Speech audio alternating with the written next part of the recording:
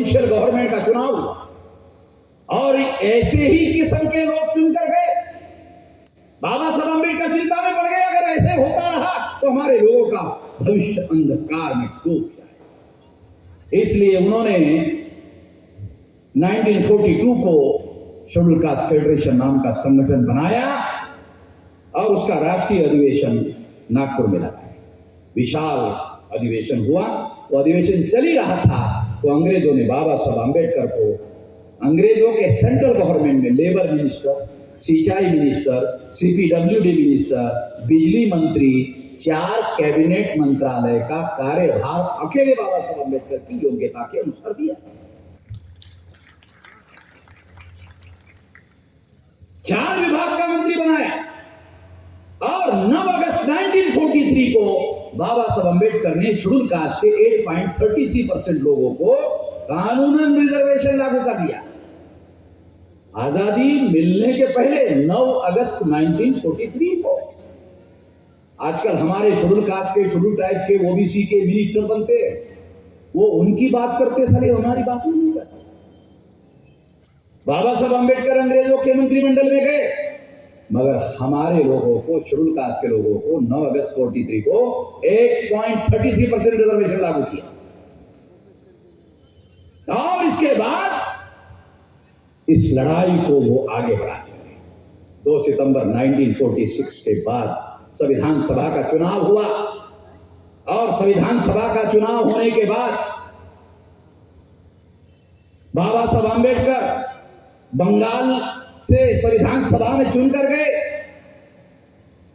वहां के मुख्यमंत्री फजलुल हक नाम के मुसलमान थे, उनकी मदद से बाबा साहब अम्बेडकर संविधान सभा में चुन गए।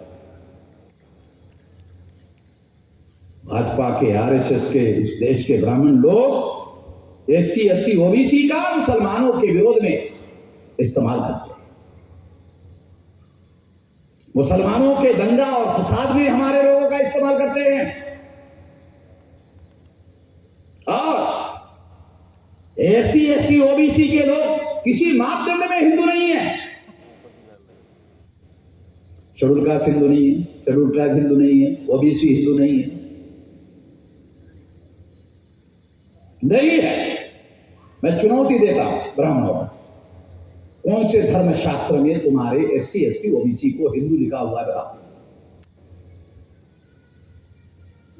कई साल पहले मैंने पुणे में ब्राह्मणों की चुनौती दिया था, बताओ। आज तक 10 साल हो गए, ब्राह्मणों को मालूम नहीं वामन में शामिल हो गया। हाँ, वो बगैर सबूत के बोलते ही। कोई ब्राह्मण मेरे किसी सवाल का जवाब नहीं देता। जवाब क्यों नहीं देता? वो तो चुप रहना ठीक है, लाल करेगा। तो मेरे सवालों का कभी जवाब नहीं देते। इसलिए बता रहा हूं आप लोगों, किसी ब्राह्मण ने आज तक जवाब नहीं दिया कि तुम्हारे किस धर्म शास्त्र में हम लोगों को हिंदू लिखा हुआ बताओ। वेद, श्रुति, पुराण, रामायण, महाभारत, गीता, ये सारे संस्कृत में लिखे हुए ग्रंथ है। ये हिंदी में नहीं है। संस्कृत में हिंदू शब्द नहीं, हिंदी में हिंदू शब्द नहीं है। हिंदू पर्शियन भाषा का शब्द है। उसका अर्थ होता है काला, चोर, हरामखोर।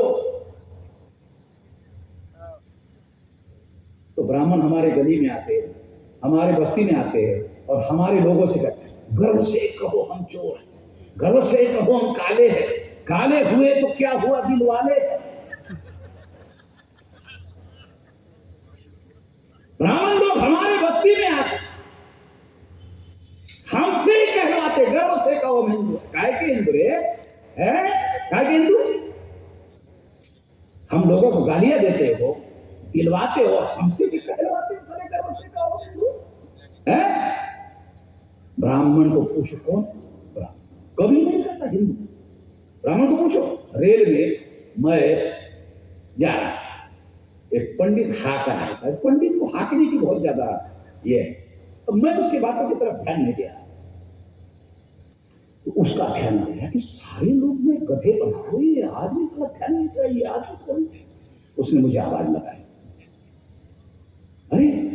इतनी बढ़िया चर्चा चल रही है, आप ध्यान नहीं दिया? मैंने कहा पंडित जी विचार करो, मैं ध्यान देना चाहिए, ऐसा लगता है आपको?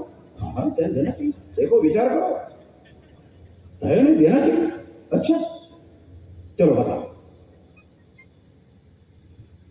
हिंदू धर्म के धर्म ग्रंथ कौन से? तो उसने कहा वेद, श्रुति, स्मृति, पुराण, रामायण, महाभारत, गीता। तो मैंने कहा ये तो ब्राह्मण धर्म के धर्म ग्रंथ है, मैंने आपको हिंदू धर्म के पूछा, आप ब्राह्मण धर्म के बता रहे हो।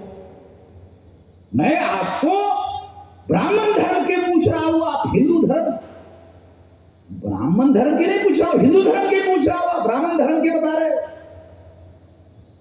क्या बोलते हैं? हिंदू धर्म ब्राह्मण एक अच्छे, हिंदू धर्म ब्राह्मण धर्म एक अच्छे। अब उसको मालूम नहीं था किसके पाला पड़ा उसको। फिर मैं तीसरा सवाल, पंडित जी हाँ ठीक है आपकी बात मान लेता हूं, एक अच्छे, तो फिर ब्राह्मण धर्म का प्रचार ब्राह्मण धर्म के नाम से क्यों नहीं कर रहे हो, हिंदू धर्म के नाम से क्यों कर रहे हो? ब्राह्मण धर्म को छुपाकर हिंदू धर्म के नाम से क्यों कर रहे हो? अगर ये ब्राह्मण धर्म है तो ब्राह्मण धर्म का प्रचार ब्राह्मण धर्म के नाम से करो।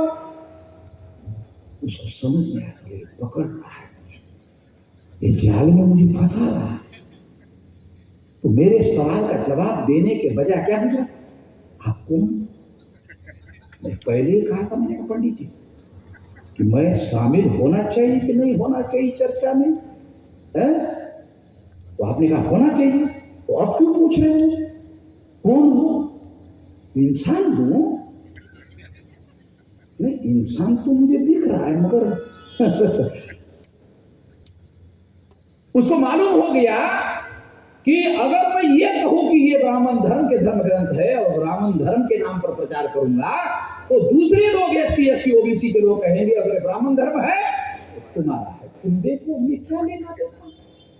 सारे एससी एसटी ओबीसी के लोग यहाँ आजाद हो जाएंगे। हिंदू के नाम पर एससी एसटी ओबीसी के लोग गधे बने हुए हैं और ब्राह्मण उनको हिंदू के नाम पर गधा बना। इसलिए ब्राह्मण मेरे से झंझट नहीं करते, नहीं ये छोड़ो, ये पागल आदमी है, इसको छोड़ो, बाकी को पकड़ो। इसलिए आप लोगों को समझा रहा हूं, ये सारा लिटरेचर अवेलेबल है, ये बाबा साहब अम्बेडकर के लिटरेचर में, साहित्य में, किताबों में, ये सारा कुछ अवेलेबल है। हमारे लोग बाबा साहब अम्बेडकर का जय जयकार तो करते रहते हैं, पढ़ते नहीं। बहुत सारे लोग आजकल जय संविधान भी बोलते हैं माइक पर, पहले नहीं बोलते थे, आजकल तो जय संविधान। तो मैंने एक को पूछा जय संविधान अच्छा लगता है बोलने में, सुनने में भी अच्छा लगता है, हाँ अच्छा लगता है। अच्छा संविधान पढ़ा? मेरे पास देख क्या सवाल पूछ रहा है ये आदमी, क्या सवाल पूछ रहा है? मैंने कहा कठिन है, अच्छा आसान कर दे। संविधान पढ़ा कठिन है, आसान पढ़ा। संविधान देखा, अरे ये कठिन ही सवाल है, यानी पढ़ा भी नहीं, देखा भी नहीं। अच्छा और आसान होगा, और आसान। अच्छा दूर से देखा, ऐसा किलोमीटर से, 1 किलोमीटर दूर से ऐसा देखा, हाँ ये संविधान, बाकी ये भी नहीं देखा। तो जय संविधान ये कहां से है? दूसरे बोलते हैं इसलिए मैं